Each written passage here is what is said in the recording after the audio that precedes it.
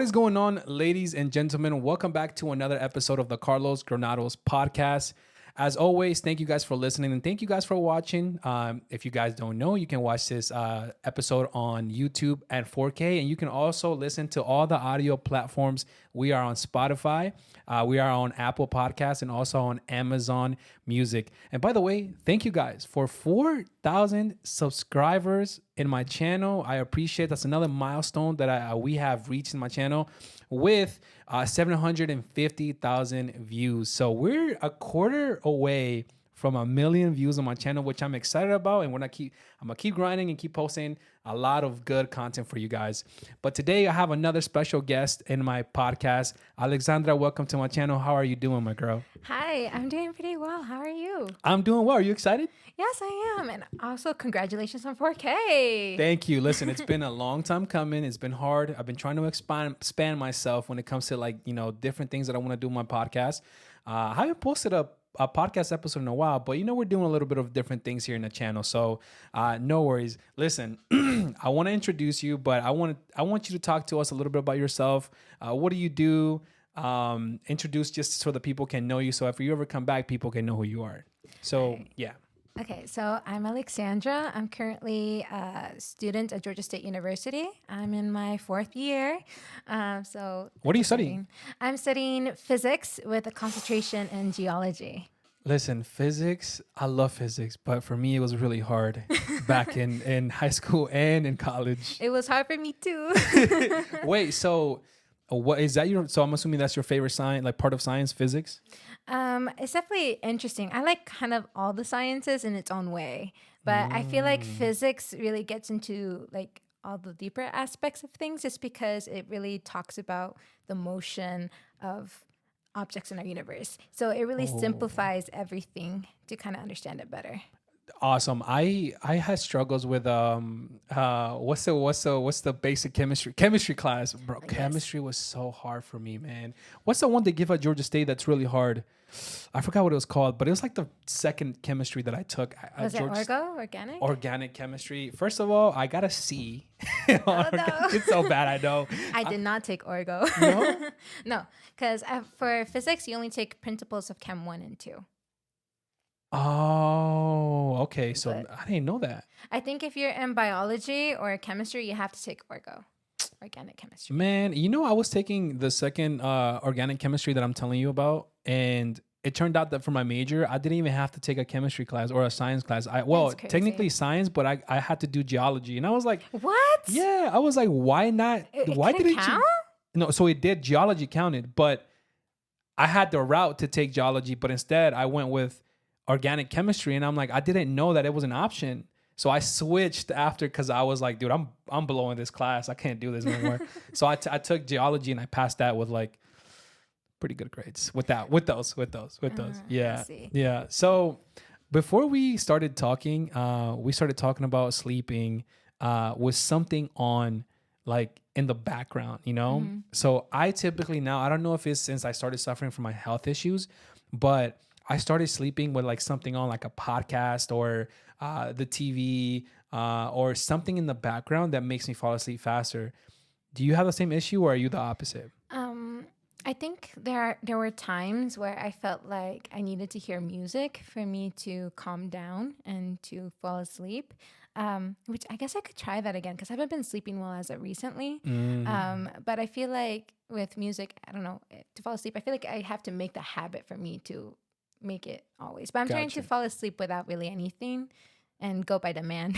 Yeah, no, I feel like that's a bad habit too, though. I'm not sure if it's healthy because, I mean, you've heard of researches where like if you have your phone next to you, sleep your phone charging, like it's bad for your brain, or to some point I heard like you can get like cancer or some shit like that, but I don't know. But I feel like it becomes a bad habit because now when I go and like, for example, if I go on vacations or I hang out with friends and stuff, I feel like I gotta put my headphones on because I don't want to have like the audio running, while they're sleeping or somebody's sleeping in the same room with me. So now it's like it's become a little bit more of a struggle. But I wonder why that is. I wonder why is it like your brain falls asleep while there's something in the background. I wonder if there's any science behind that, you know? I wonder if it just calms you down because there are some people who Hmm. really can't concentrate or do anything until they hear some background noise. Like I realize sometimes when I do math, if it's very Oh. repetitive, sometimes it's nice to hear instrumental music, or something that doesn't have lyrics I can Mm. understand. But then there are other times when I need silence. So I think like sometimes just having a little bit of background kind of just makes it so that you don't get distracted by your own silence. Yeah, because there's also like I think either on YouTube or you can find them as well, like apps. You can have like what's like the rain falling down, so you can listen to it and like fall asleep. Like Hmm. I think in the future, I'm not gonna lie to you, if I have obviously when I have a room for myself, I have my own house. I'll probably have like probably some like speakers and then like have like my phone running some like water falling down like raining and stuff. So Mm. see how that helps because Oh, people I see. people fall. You know what I'm saying? Like Well, I kind of like it to sleep when there's actual rain. Because I yes, love it when it's raining, especially when it's like the deep kind of rain, but it's not like thundering, where you right. just feel the droplets going down. I don't know. It makes me feel like I'm kind of, I don't know. I feel like a out of body experience a little bit. But I don't see, why is that? Right? Like I wonder, I was like, why is it that when it's raining, it's you're naturally more susceptible to fall asleep and it's easier for you. It's like more at know. peace. You feel like more something about like if you have your room cold and then it's raining outside and you're just like, oh, it's like very cozy. You know what I'm saying? Yes, I think it's definitely the cozy factor because I feel like when you hear the rain, you just want to like cover up or stay sheltered, and that's already like bringing comfort to you.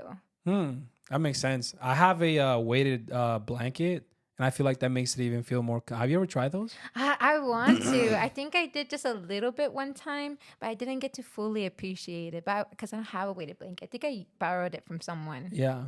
somewhere. But I think I was watching a movie or something. But it was really good. I was like, I want to try that again. Yeah, I bought. So originally, I bought one that was 25 pounds. That was too heavy. I couldn't sleep. Ooh. Yeah, I feel like that was too heavy for me. Maybe I needed to like scale up a little bit. So I returned that and I bought a 15-pound weighted blanket.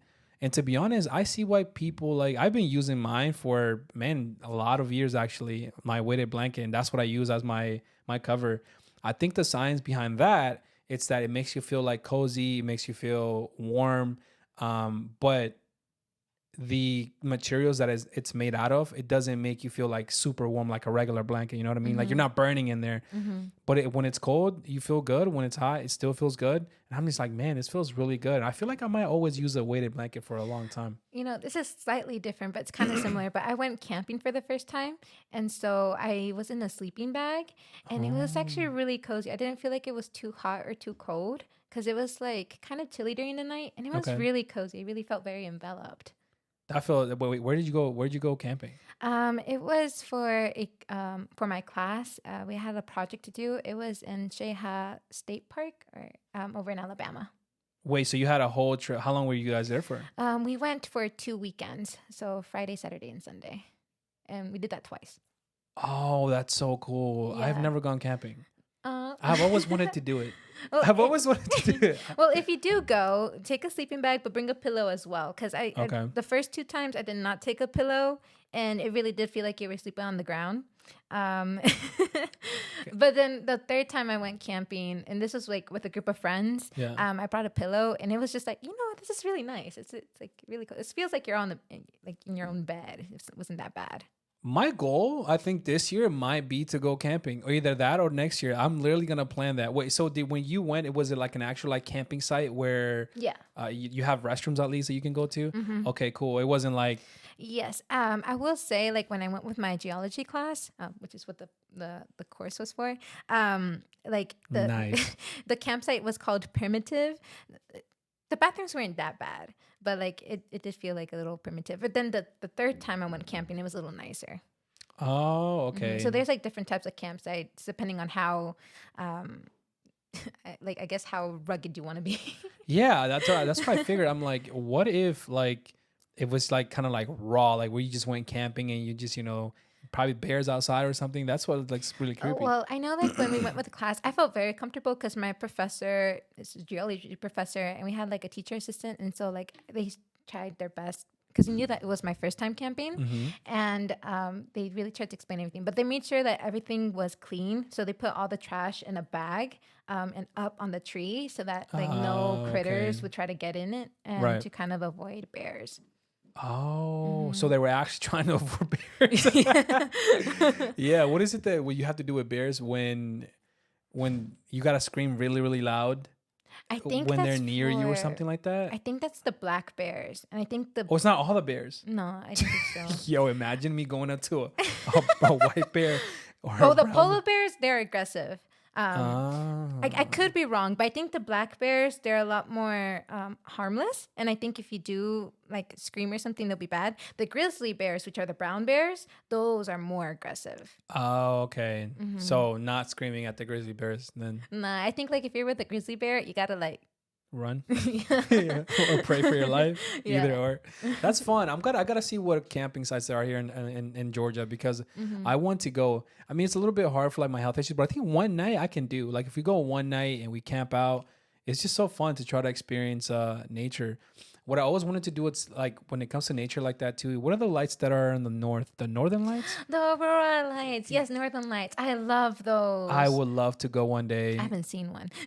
I haven't seen one myself. I heard there was one recently here in Georgia or something. Yes, Did you yes. I see was that? in El Salvador during that time, so I missed it.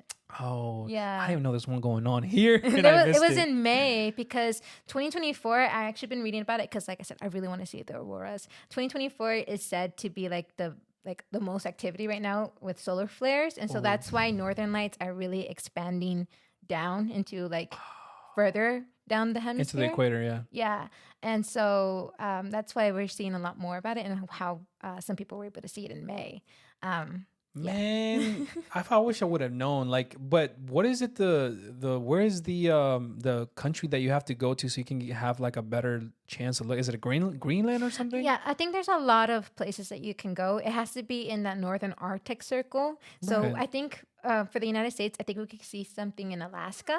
Alaska is Oh, probably that's because right. that's what I was thinking. Because I was trying to see if I can plan a trip over there, and I was thinking Alaska. Hey, what's up? No, listen, I would love to see the Northern Lights one day. Like, it's so beautiful, especially with the clear sky and you can see everything. And I'm just like, bro. Yeah, yeah. People don't know this, but you're into space like myself, and we just love space. You know what I mean? I think that's like one of like the coolest thing ever. Do you think that which one's more scarier, the ocean or space? I'm not scared of neither. No? No, I'm so curious. I think both are wonderful. I think there should be interest in both areas, and I think they Yes. are because we're trying to know more of the sea so that we could understand space more. Oh, Because there's That's a lot of interesting. geology stuff that we're trying to understand on the seafloor as well. Oh my gosh.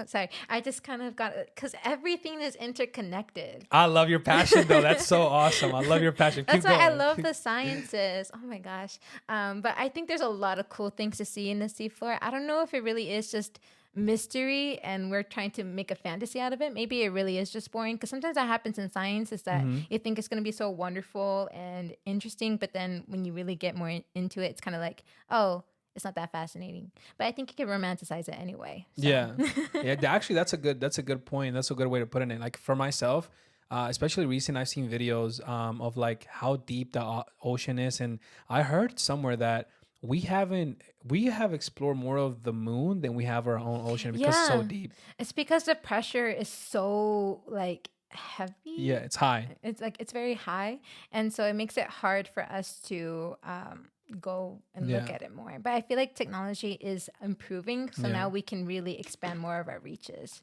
Yeah, I wonder why is it that it's hard. Obviously, it's hard for us to go down there because we're humans. But like, there's fishes that are able to live under that pressure, I know, and that's- animals, and I'm just like, how does that make sense? I'm like, the math isn't mathing in my head, but I guess I it's think it's because life can be so, I don't know, it can survive in the extremes because this goes with like finding life on Mars or in other places. It's because you can get like algae or bacteria that can survive in very extreme conditions. So that's why people are really trying to go into the desert or where the temperature and pressure is really extreme to find life there. And then that can give us insight with maybe in the planets, we can look for microbial life over there. So what you're saying is we're trying to find answers here so then we can understand how they would work in other places. Wow, that's really interesting. Yeah, and I'm excited to know how the animals would adapt down in deep pressure. Like I can't, because I hear it's like pitch black. So I wonder if there's like a little bit of like animals that have bioluminescence. Like you know how the anglerfish, they have a I've little seen that. light. Yeah, Yep. I would wonder what other animals if they have a little bit of if they emit their own light. That's actually really cool. I wonder how like the biggest animal down there would be, you know, like something crazy. Cause you hear like myths and like stories and stuff. And I'm The like, Kraken. what if like there's Yeah. something like really crazy down there that obviously we can't even get to. Yeah, my nephew loves that kind of stuff. He likes imagining the scary monsters. Yeah. And I think that's just really a lot of imagination. But if we could get down there and really know, that would be so interesting. Yeah, I wonder, man. I wonder if we'll actually take like our time to go explore, like and actually go into depths, no pun, to you know to try to just find everything. And I feel like the more questions we have, the more answers we have, the more questions we're gonna have eventually. That's why we need more funding for the sciences. Yeah, have you felt like that's been lacking a little bit? I know when it comes to space and NASA, that got the funds for. I feel like people didn't take that into consideration after like we landed on the moon and we beat Russia to the moon and stuff like that, which some people don't believe. Do you believe landing on the moon? Of course. Okay, just making sure. I hope so. I'm like, wait, or the flat Earth. I'm like, my gosh. Wait, have you not gotten on the plane and you can literally see like the curve of the world? It's interesting how people can really get into like false theories and Yeah. I don't know, it's like a sect of people who really like to be like contrarian. I feel like, yeah, is it a symptom of wanting to be different? I think You know what that's I'm it. saying? I think a little bit because I think people get a little bit of a hit of having like an unpopular opinion or like I have a hot take. I've met people like that and I can't stand them. Like there's Yeah. nothing wrong with having your opinion Of if you course. bring, facts and stuff. But I'm like, this is too obvious for you to think otherwise. You know what I mean? Like, And then I think from there it's like maybe a little bit of pride. I don't know. oh, maybe. I mean, that makes a good point though. But yeah, like the flat Earth, that's crazy. I think there's also like there's a lot that you can believe if you're very like ignorant or you don't know too much. Because there's like this like curve where there like if you really don't know anything, you think you're like really confident about something, but then once you start to know more, your Right. confidence begins to plummet a little bit and be like, I don't know nothing, and that's where imposter syndrome comes in. Oh, that's And actually then, and then until you know a little bit more, you start to get a little bit of confidence, but you still always have that little healthy skepticism, because I think there's always a little bit of humility that you need to have when you're trying to learn something new. Right, especially when you've always thought and believed of something and now it's probably deemed wrong. And you're just Yeah. like, maybe I was wrong this whole time, so I'll keep my mouth shut. Yeah, but it's good to ask questions and to be curious Yeah. for sure. Yeah, and I feel like the more questions we have, I mean, we'll never get as long as you understand that we'll never get the answers to like everything in life. But at least, find more answers and be more curious and see what happens, especially. And that's what makes it fun because there's Yeah. always more answers to, there's always more questions to ask. Yeah. And Ravel's life, especially in like the like space. I mean, supposedly I was reading, I don't know if I was reading or I was watching something on YouTube that if we wouldn't have I guess slowed down when it comes to like after we landed on the moon, that we could have had so much more progress if like we would have like invested a lot of our resources into trying to go farther, because everything slowed down. Like budget got cut off from the government for NASA and stuff. This is why SpaceX and NASA are working together now, because it's SpaceX now. It's not government. It's its own identity. So at one point I was reading that they wanted to have like landing, I guess, what is that called? Like a landing space or something and at the moon, so you can take off from the moon to go to Mars. Does that make sense? So you won't have to waste all the resources to get to the moon. Interesting. Yeah. I don't know how exactly they're trying to do space tourism or civilization, Yeah. but it is exciting to hear. That is very exciting. Do you believe one day we'll live in Mars? Mars or other I Other said countries, planets? other planets? I think I'll definitely be reading the news for it, but I think it could be possible. We're trying to figure it out now, how feasible it is and how many resources and whether it's worth it. So I don't know. If we were able to be on the moon, maybe it could be possible that we could be on Mars as well. I think, No. yeah. So what you're saying is see if we can live on the moon, which is closer to us, and then see if we can go to. Well, I don't know if we should live in the moon. Well, I don't know. Yeah, science. The science is sciencing right now. Would you consider if there was a possibility? Would you consider going and living over there at least for, let's say, for a year? No. No. No, I think I will have to wait until I know more information about it and see other people try it, and then I'll go.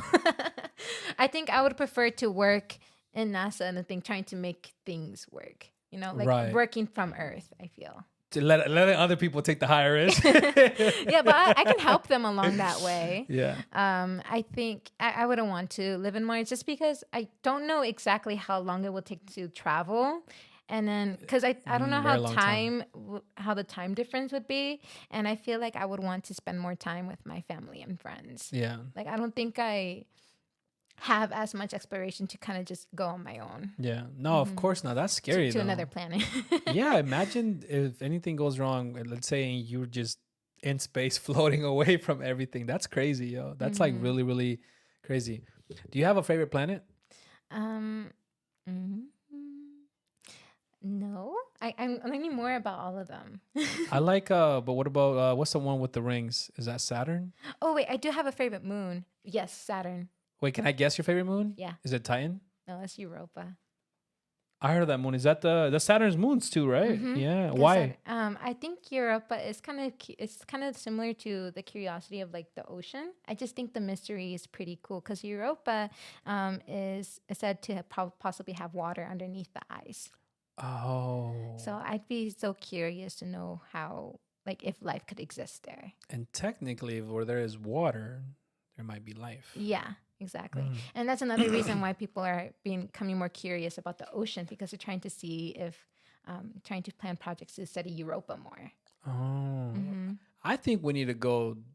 I mean, there's nothing wrong with studying like further things, but we need at least to try to go to Mars and, you know, yes, for sure. I think Mars is definitely like the most realistic right now because it's the most like their conditions are habitable. Is that the right word? Yeah, it's not habitable for humans, but I think they're like saying it's the most realistic that we could probably figure out conditions in which humans could survive on there.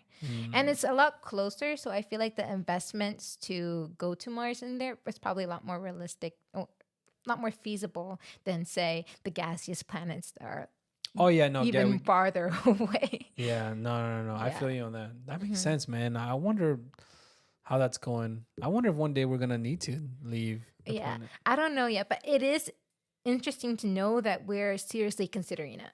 Yeah. To get to a point where we're really like trying to figure out, okay, what do we need to have for this to happen? Right. Hey, maybe they know something we don't know.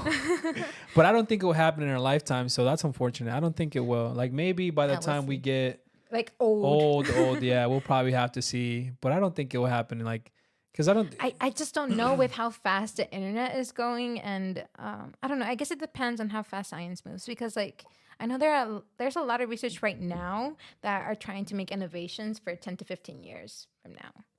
So, by the way, this water tastes better in the cup that you can buy from the online shop. That's a crazy plug right there. That's a crazy plug right there. But yeah, man, now you got me into space, and I'm glad you're a nerd, because I don't think I've had friends on the podcast that are really into like space, you know, like it's just something about space does something to you that is like how small we are compared to the universe. Exactly. Yeah, that's why. Yeah, it just makes you think just how big everything is, like how much there is like not yet to know. Right. I don't know. It just makes me feel like full of wonder. And that makes you feel full of life. You just want to keep exploring. I think in our nature, though, as like humans, we're kind of not naturally explorers. We want to go find answers, you know? We're curious. Yeah, 100%. I think we have to be, though. Yes, I do. And it makes me sad when people aren't as interested or ask questions. But I think it's because maybe during their schooling or something, they haven't had like a fun teacher that really got them thinking or picking their brain to think of things a little differently. Did you feel like you had professors or teachers that like heighten more of your interests? Honestly, I think I give a lot of thanks to my second grade teacher, really. Yes, Yeah. all the way to second grade. Yeah, I think she No just shot. made everything, like she made school fun. Like I love the way that she decorated her room, and I just remember just being so happy to come to class. And Wow. she was so nice, where it made me kind of like want to raise my hand more. And I don't know, it was fun. Yeah. And so she inspired me to really think of teaching a lot more seriously, because like how great is it to bring joy to kids and to have fun at school when school is usually seen as like A burden. and I will say sometimes school still does feel like a burden. Yeah. And I think over time, I think I started to mature a little bit on what I think about education and learning. I think in 11th grade is another like big influence. Keep going. No, go ahead. We love to hear it. I love your passion for this. Go ahead. Okay. So in 11th grade, there was like a writing assignment that we had to do where you had to like ask, what is your relationship with reading and writing over the years? Like, did you have like a good relationship with writing or reading, or did you have a bad relationship? How was it? What was your journey? And then how has education felt for you over time? And that made me like really think, because I liked writing, because I had a teacher where creative writing was introduced, and I thought that was really fun. But then I started to become more insecure about it when we had to when there was an assignment where you have to write like informational or a narrative, and I just felt like I was like doing busy work, and I wasn't really having fun with it. And I wasn't sure if I was a good writer, and I would compare with other students that did. And so I started to not like writing as much. And I guess in the 11th grade, I kind of started to see the value of writing and to express your thoughts and to share your thoughts. And it was tied to the book called The Narrative Life of Frederick Douglass. And Frederick Douglass was an abolitionist because he was a slave and then he became free. And he did that because he learned how to read and write. And he was able to write down his experiences and to share that with other people and to change how people viewed slavery and how it should be abolished. And so there is great power in learning more and having the education. And that's why I think a lot of slave owners during that time didn't want to teach them how to read and write, because if they did, they would. Power. Yeah. And so before, I felt like it was kind of cliche. Yeah, knowledge is power. Education is good. But I think that was the time where I felt like, oh, I think I really understand it now. Right. It made more sense to you. And so I think that's kind of like my appreciation for higher learning really started to grow. And I think kind of gave me that curiosity of just trying to learn as much as I can. But if we had more of that, like I feel like in schools, instead of having just an agenda to try to teach some things that are probably not even necessary because I think there's a limit or a point where you have to see what works for students and what doesn't really work, right? What process and how efficient do you want to be for things to work for students so you can get more enlightening to things, or maybe not make it so boring all the time, or maybe like you were talking about writing papers that sometimes are just useless. You know what I mean? There's a lot of papers that you write in school that is just like, bro, there's no point to this. This is more like punishment. Or homework. Do you just give out homework just to give homework because you have to give homework? Or is there a purpose behind the homework? Like, are you actually going to learn something that in the future you can actually learn? You know what I mean? I feel like if we had more of that and kind of had like a process of like, okay, let's make this actually valuable and not just throw shit out there, shit on the wall and hope it sticks or something, Yeah, I think education is like, has so many like issues to go, because part of it sometimes it's just funding, or where are the students' backgrounds coming in, what are the mentalities that are coming in. There's like so many factors where sometimes it makes it more difficult. And I know like teachers are also expected to do so much, and they aren't like paid. They're as not much. boy payroll. That's true. That's so not true. only do we need to have funding for science, we gotta have funding for education. In general. Yeah. Yeah. No, that's 100% true though. I think teachers should be paid more. I don't think they get paid enough, especially sometimes to deal with kids, man, that are not even yours, and when they're acting up, and I would be like, yo, detention all the time. Get your ass out. No, I think it's hard for them though. I think it's especially a struggle planning every time your lessons and stuff like that. There are some teachers, maybe like your teacher, your second grade teacher, that probably, went out of her way and actually to make a great impression in your life for education. I think she was a first year teacher, and I think she was like really excited. So I think that's probably why. Oh, that's why she had all the motivation in the world. Yeah. I wonder where she's at now and be like, hey, are you still the same? Same energy? I think she is still in teaching. I actually, I think I saw her around my freshman year of college because I was previously, I was thinking of becoming an elementary school teacher. Yeah. And then I switched my major to physics now. Yes. And I did that because, well, I wanted to be a teacher because, like I said, I just had this love of learning. I just thought it was so cool to learn new things and to have that insight. I just wanted kids to feel the same way. Right. And then I was like 18-year-old, and then I had to take a class where you had to figure out a philosophy for teaching. Like, what is your general view as a teacher? Like, do you feel like kids have their own knowledge and you just got to bring it out, or are they like a blank slate and you got to pour into them? Right. And so, like, what is kind of like your methodology, or like how would you want to? What are the values or experiences that you would want to like share with the kids? And I'm like, right. and I was sitting by myself. I'm like, I just got out of the school system. I haven't lived life. Not yet. I have no idea what I'm going to share with these kids. Yeah. And so that's when I was like, you know what? I want to continue my pursuit of love learning, figure it out for myself, see what it's like out in the world to figure out like, okay, how does the career world go? Because I feel like because one of my thoughts was thinking like, because if you're like a high school teacher, right? And people are thinking of going to college or trying to go into academia or something, you're like stuck in that education realm. And like, you don't know like the other opportunities in which, like other jobs that you can have. Right.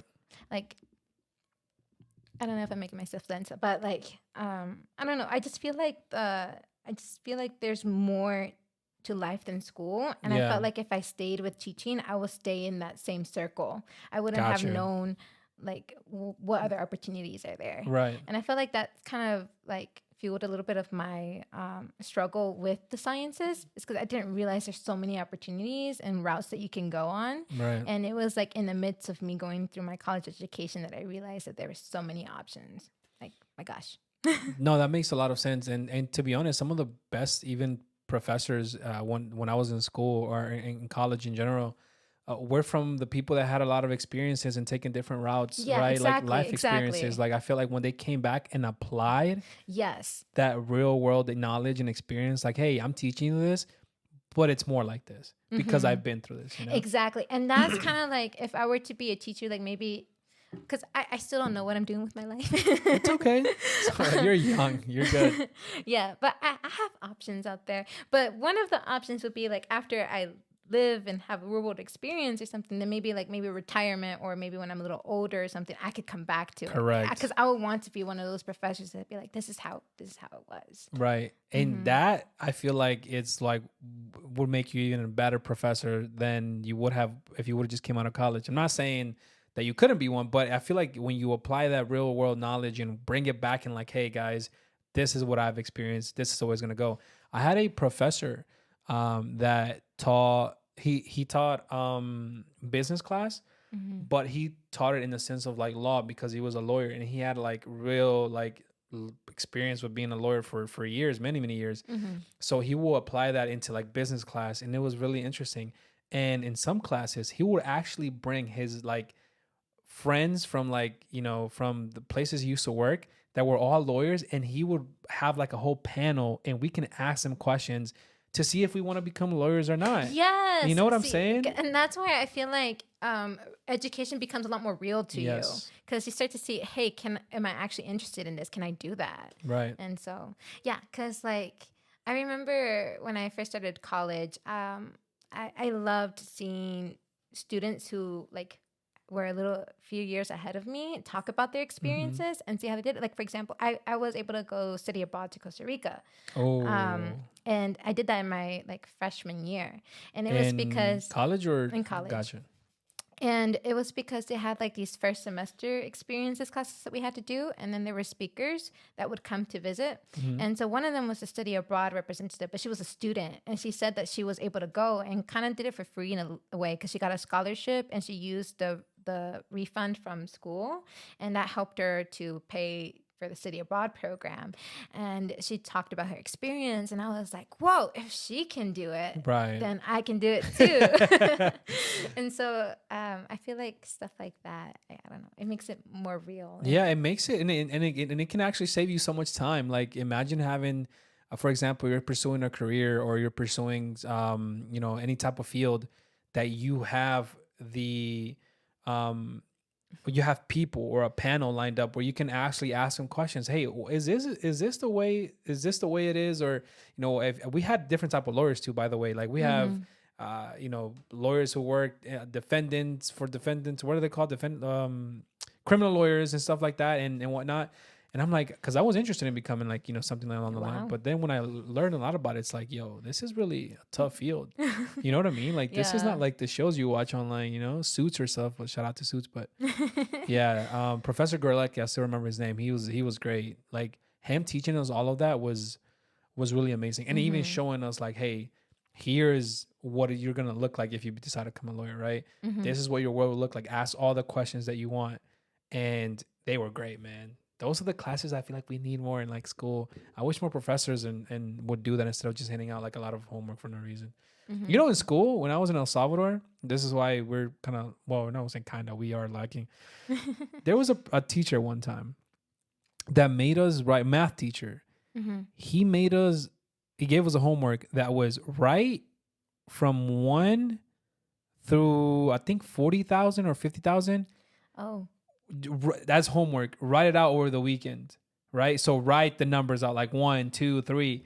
So we go back home and I'm over here on a paper notebook, 1, 2, 3, 4, 5. And I'm like, at that time, you don't understand what the purpose of that is. But even now, there was no purpose behind it. It was just so you can give out homework. It was so crazy. dumb. And I actually have like you see my finger right here? It's like a little bit, like a little bump from writing for so much. And this was when I was 10. Oh, that's crazy. It was bad. It makes me feel sad because I feel like there's a little bit of, I don't know what the term is. And this is just me observing. I could be completely wrong. But I feel like there's a little bit of, a education lack, like a little bit of a fog. And I think it's because of the effects of the Civil War.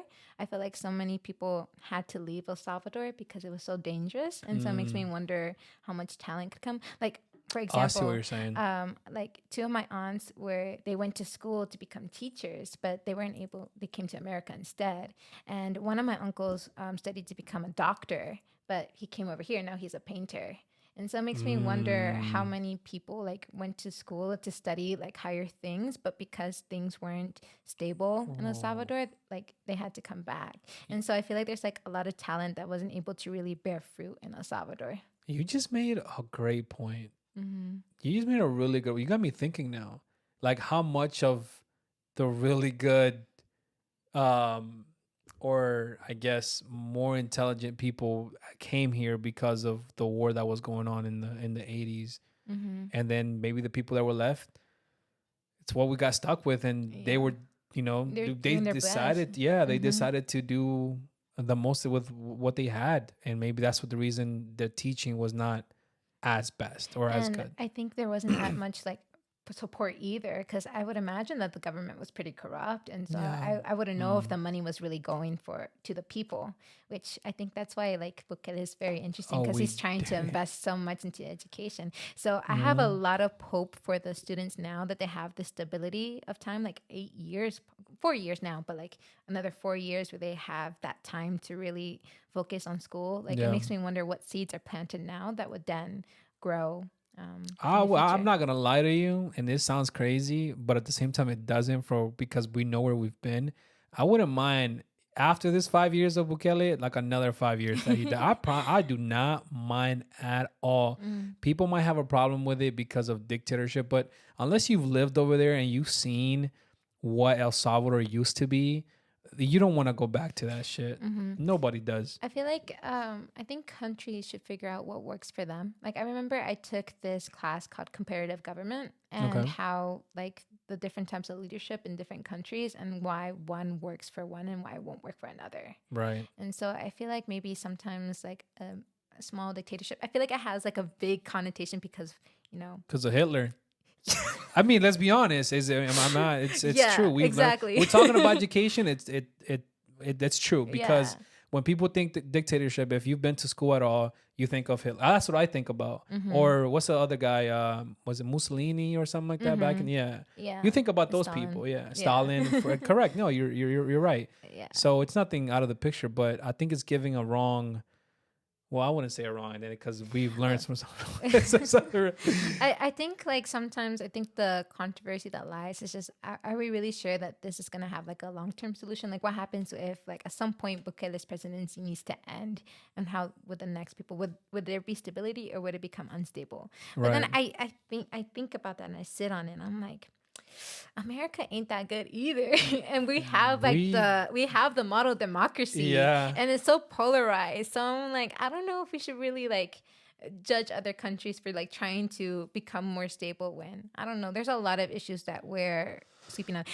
United States has a lot of good qualities. It has benefits for sure. There's a lot of opportunities. For one, I could study physics and I could do it affordably thanks to Georgia State University and Gang, shout out GSU.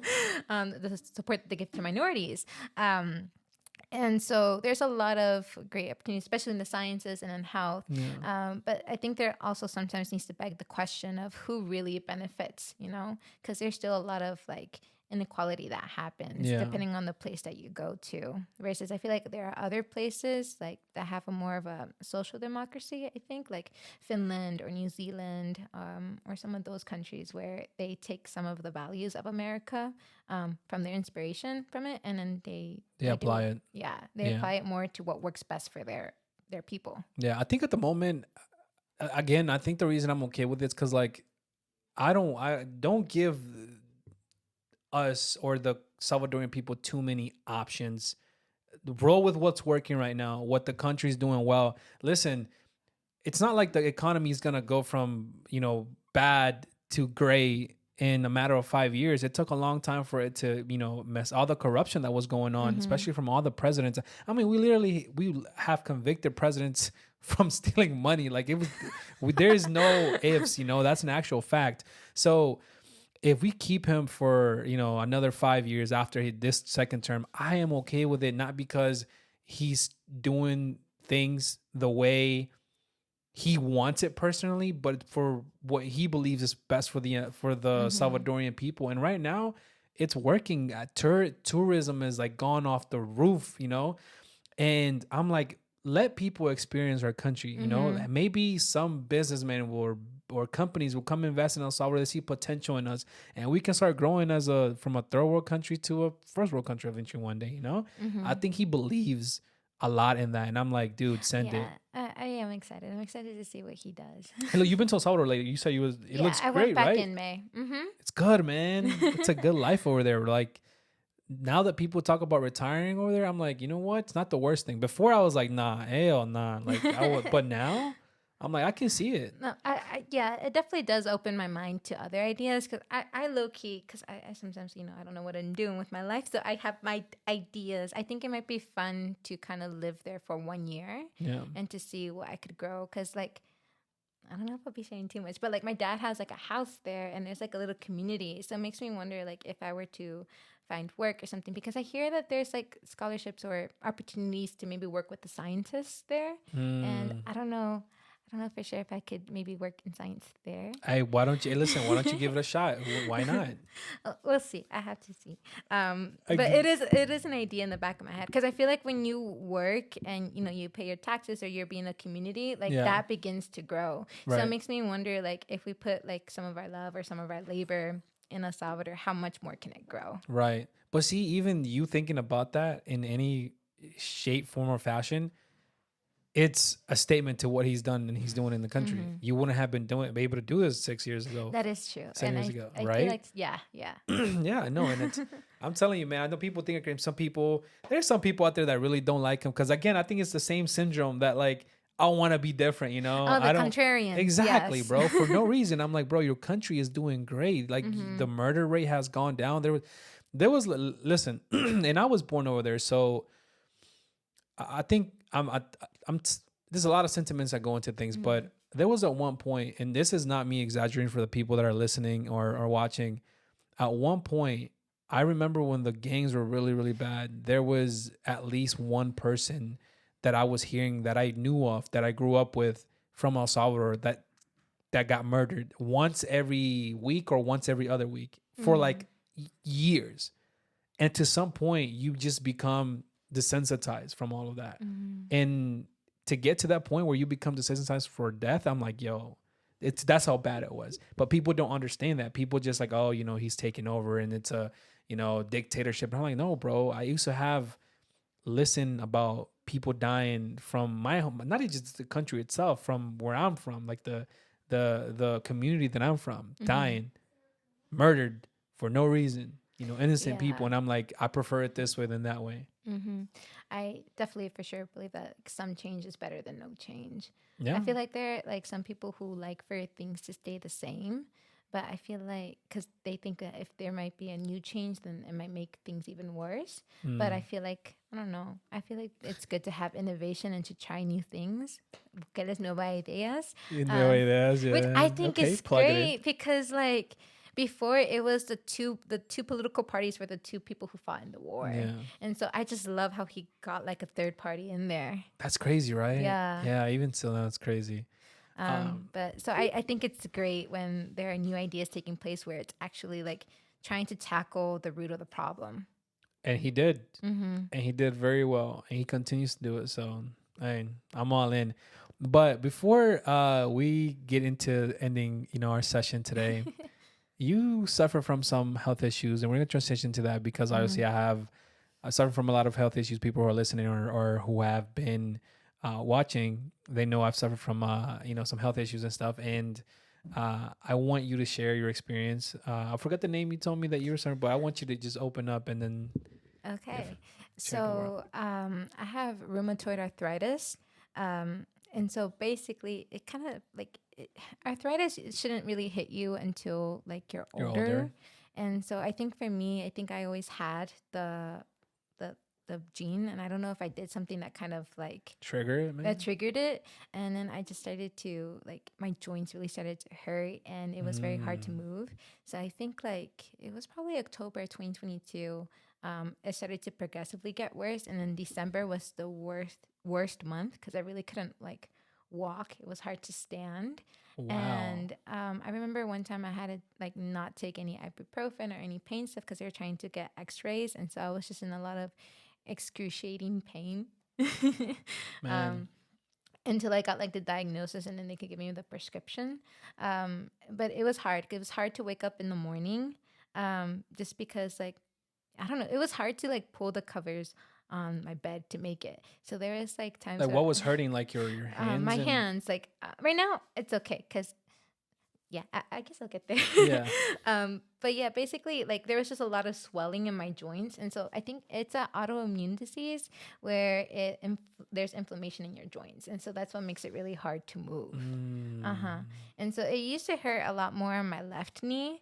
And that would hurt a bunch. But I think once I got some medication, I started to slowly do well. So I have to take methotrexate, and I'm taking another pain med called sulfasalazine. And so those two help with reducing the inflammation. And then I have to take vitamins. But that was like such a big change because before, like I used to walk normal. And then when I started to take medication because of the pain, I just couldn't move the same way.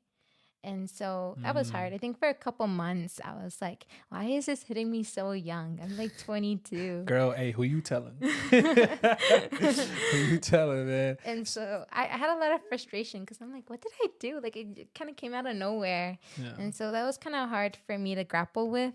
So is that hereditary? No, I don't think nobody in the family really Oh, got it.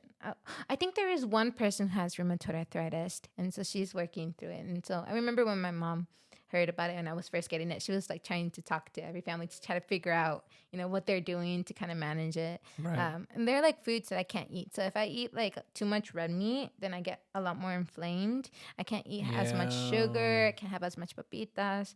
Um, so I have to be really cognizant of what I eat because if not, then it like, yeah. Yeah, So it'll get basically, worse. you have to eat good, Alex. Eat healthier. Eat Eat healthier. healthier. But I mean, I wasn't eating that bad. I just, had to eat a little bit more clean. Are you afraid that maybe, or have you thought about this, that maybe like you're on medication now, but like how long can you be on the medication for? Because it sounds like you might need to be on that for That's what a it's very long looking like. So time. that's why it was very hard for me to grapple that this is going to be my life now. Um, it's okay now because I manage it. I can't go without my medicine. If I do miss a day, I feel it in my hands. I'm like, oops, I Oh, forgot to drink my morning pills. So it's like, it sucks. But I guess like, because that was in December 2022 and then 2020. So it's been about like a year and a half now that I had it. So it's becoming more routine and it seems like a daily right. thing. So it's not as bad. And I am starting to move a lot more regularly. Like by the beginning of 2024, like I felt really happy because like I think in that first few months, it was just very hard for me to imagine to move the way that I am now. And Mm, so I'm really gotcha. grateful now. But I And you feel it's because of the medication. mm-hmm. Oh. And I do think that by being more active, which thank goodness I could be more active. I was so scared because I You were scared of being active? well, it's because so December 2022, I got diagnosed and I was in excruciating pain. And then they finally gave me a diagnosis. And I was trying to really make it work because that January of 2023, I had to go to 2 weeks to Costa Rica for a geology work project. It was like a REU, which is research experience for undergraduates, Okay. where we were supposed to install like these little GPS stations. But anyway, there was going to be a lot of like hiking. And I was like, how am I going to Yeah, how are you move? gonna do that? And they gave me steroids. So that was like, that helped a The lot. steroids be hitting different. Yeah. And Yeah, I know. I was I've been like, there. I've been there. so those steroids are really good, but those can't be a forever solution. Right. So when I came back, I had to get the regular medication, and hopefully that it takes into Right. into effect. And so that's why I was like scared. And then when I had to get off the steroids, I had to go back into that kind of awkward movement. I sometimes still feel like I have some awkward movements where I can't like sometimes when I like go like this, I don't know, sometimes it hurts. I can't Your be as shoulders. flexible as before. Mm-hmm. So do you feel like is there like a maybe natural things that you can try Yes, to that's what get I'm better? hoping because I think other people they have to inject stuff. I'm like, I do not want to inject stuff. Right. So I feel like if I were to work out more, I'm hoping that would increase my flexibility. So Good. and again, a reminder: you got to work out, Alex. No, you have to. You have to make some time. You know what? I think. So that's yeah. Go ahead. Go ahead. No, it just made me realize I really have to take my health a lot more seriously. Mm. So it's kind of crazy. I don't know. It feels like no, do better. And I was like, okay. No, especially when you're younger, like you don't appreciate how much like your body can just take and handle. You're just Exactly. I was like, I'm do supposed to be whatever. 22 and like, I'm supposed to have that high metabolism and good energy. Yeah. And then now it's like I got like back pain and I have to walk a little weird, like as though I'm old. Life is preparing you for the future. Yeah, no, I'm glad you should. Yeah, definitely looking to try to make things in the more natural sense because I think like you don't want to be like your body dependent on pills the whole time because as soon as Mm-hmm. you get off or you don't take them, like you're gonna get into a really bad Yeah. situation. I feel like I probably need to talk to my doctor again because I think there are like three situations that she described that happened. Mm-hmm. One, you take your medication and then by miracle it goes away and you don't need to take it anymore. Right. Two, you stay with the same medication and you can live life normally.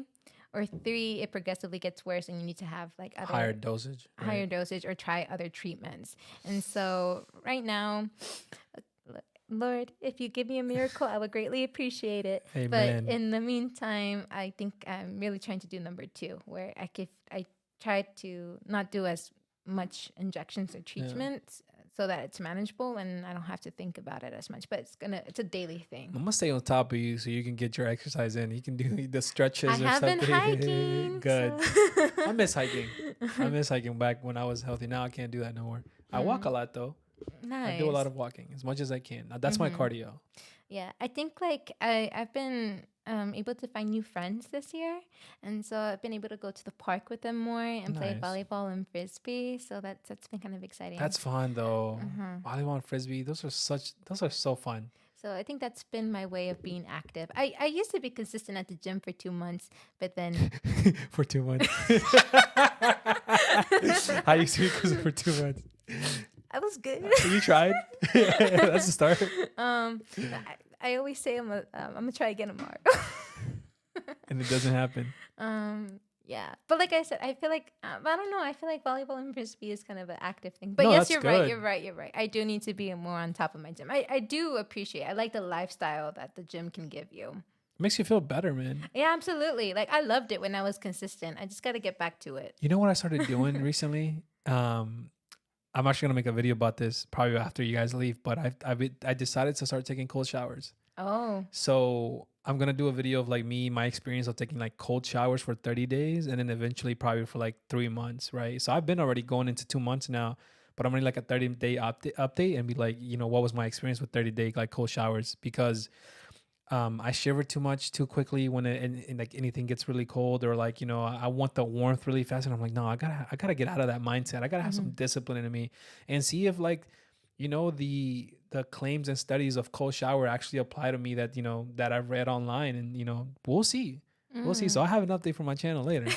I'll tell you that much. Oh, but discipline. Oh, sorry. I don't know. Go ahead. I'm here for it. No, yeah, discipline. That's been like such a big theme onto mine because I the D word. I'm telling you, that's one of the biggest. Those are the biggest things people need to have mentally. Yeah, that's hard. Yeah, and that's like one of the biggest things why I want to get back into working out is just to have that discipline. I think for now I've been really, because I'm not like the best of students, but I passed. Hey, what was that? 6 degrees? Something like that? Oh, but I did get a B in my math class. I'm quite proud of that. Good. Okay, but anyway, I know that I have to be more disciplined, and that has been such a big theme, like as of recently, just trying to like be more on top of homework and especially prayer. I used to be like a lot more spontaneous in prayer, where I'd be like, just talking about my day or something. Talking to the Lord, man. Yeah, just talking to the Lord. But I feel like I wanted to be more intentional with it. So I have like a morning routine for prayer. Right. And I feel like that's been one way I've been trying to increase more discipline. That's good though, man. Discipline. I'm telling you, it's something that I feel like it's so hard to grasp, and people. That's why some people don't, succeed in the things they're trying to accomplish, because it's hard, bro. It's hard to just have that mentality of always wanting to do something. It's you have to get better, Yeah, I feel like I had to really learn that like the hard way, and it has taken me quite a while. But there's this word idleness, and I feel like that's like the biggest thing that I feel like holds me back. Yeah, is that sometimes like during the day, a veces la pereza, it's just so hard. And it used to be a lot worse when, especially with my rheumatoid arthritis, like my pereza really increased a lot when when it was hard to move. But I felt like I feel like idleness sometimes, like when you don't really have something to do or to think about, that's what really, I don't know, really like hold you back sometimes. And I feel like discipline is the way to fight against it. Yeah, I mean, we're creatures of habit, right? So we have to rewire our brain in order for us to change something. And that rewiring, it's what's hard. But once you rewire it, then you're locked. And now like you build that foundation and then try to make it happen on different levels of life that you want to accomplish. For example, the cold shower thing, there's times where I don't want to get into the shower and I'm like, yo, this is cold, man. Like, but you just have to do it. Gotta lock in. Gotta lock in. I like that. I like that. We're good. Is there anything else that you want to share today? Or anything else you got for us? We had a really good conversation. Yeah. I'm telling you, I love the nerdy conversation that we had. I love absolutely. space, dude. I'm glad you enjoyed it. I'm so glad you came. It's a good time. But if you don't have anything, ladies and gentlemen, thank you guys for listening. Thank you guys for watching today. Remember, you can subscribe to the channel. You can also listen to this podcast on all the audio platforms that you prefer. Again, thank you guys for 4,000 subscribers on my YouTube channel. I really appreciate that, guys. It's been a long time coming. I promise to keep putting, more good content for you guys. If you're watching or listening, don't forget you can watch this podcast in 4K on YouTube all the time, 4K resolution and 4K subscribers. I don't know. I like that. I like how that sounds, Alexandra. But thank you for coming to the podcast. I appreciate you. I hope to have you again so we can have more nerdy conversations because I need that in my life, And maybe we'll talk about more about discipline and see how it goes with your issues later on in life. How does that sound? Yeah. I mean, hopefully by the end of the summer, I'll definitely improve, especially by the end of the semester. I plan to take modern physics. So You will. Nah, I'm sure you will. Yeah. But thank you guys. See you guys on the next one. Don't forget to like, comment, and subscribe and show some love to the channel. As always, peace and love, familia. Deuce. Good job.